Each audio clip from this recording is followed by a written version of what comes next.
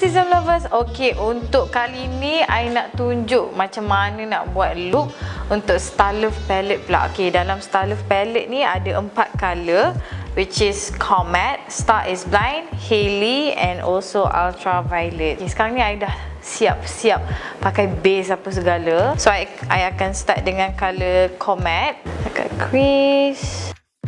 Okay, color Comet ni is like a transition color daripada you punya skin tone nak ke brown color Comet ni. And then because of kejap lagi I nak letak color purple tu. Cantik color Comet ni. Blends really well. Okay, lepas tu kita buat on the other side. Okay, and then I nak proceed bawah dulu.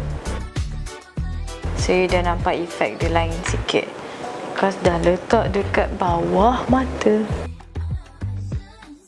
A smaller brush, you ambil colour ni pula, Ultraviolet yang kanan sekali. Start dekat tepi ni. Okay, kat hujung je. Make sure balance, okay. Lepas kita dah letak colour Ultraviolet ni, now I nak proceed untuk colour Hailey. Wow, very extra lah this colour. Terus you nampak macam editorial, but you still can go for macam glamorous punya event. Macam wow, mata you so full. Oh, I really like how this colour is so stand out. Cantik. Bila kena cahaya dia macam nampak macam basah-basah, macam wet look. Nama dia Star is Blind. Star is Blind ni lah yang colour dia macam ada bluish tone a bit like emeralds untuk letak depan. Oh my god, this is so nice. Perfect. Tiba perfect.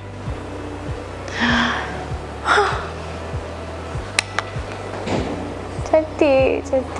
By the way, this is like my first impression tau towards Anas punya new palette. So I am like so impressed with the colour. Bila kita combine kan, dia jadi macam wowzer.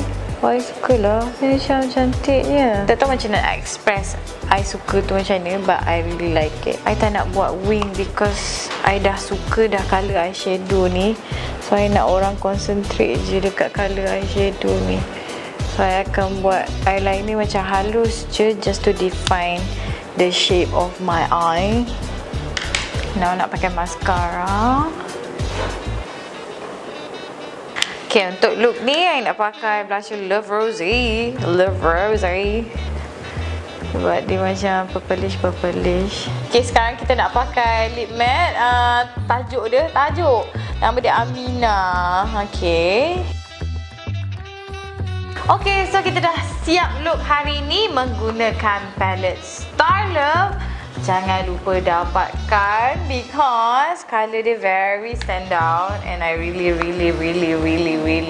like it because of colour yang shimmer ni. Stand out yang macam nampak mahal, nampak macam editorial. You boleh pergi untuk fashion show, untuk dinner. Kalau you jenis yang macam suka carry look yang macam wowzer, you memang sesuai dengan palette Starlove ni because you are my Starlove.